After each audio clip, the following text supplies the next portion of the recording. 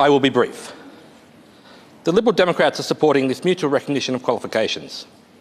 As member for Northern Victoria, with most of Victoria's borders in the region, and as someone who lives on the border myself, the issue of mutual recognition of qualifications is something that's constantly coming to my attention.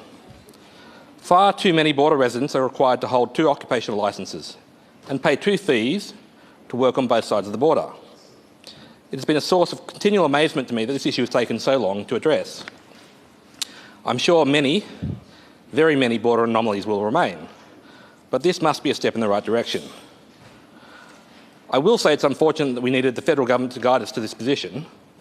It should have taken nothing more than the simplest of agreements between bordering governments to recognise each other's qualifications.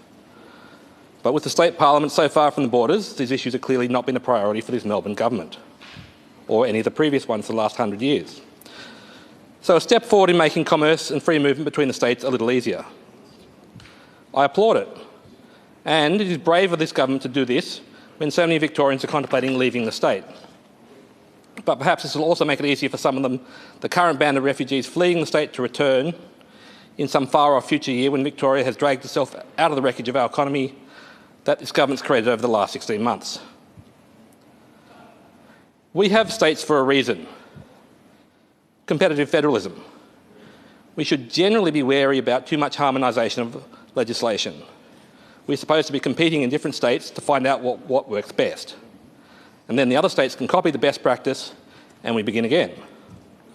States should be careful of ceding more authority to the feds, lest we become irrelevant. However, this particular harmonisation makes free movement and trade between states easier, not harder, and we support it wholeheartedly.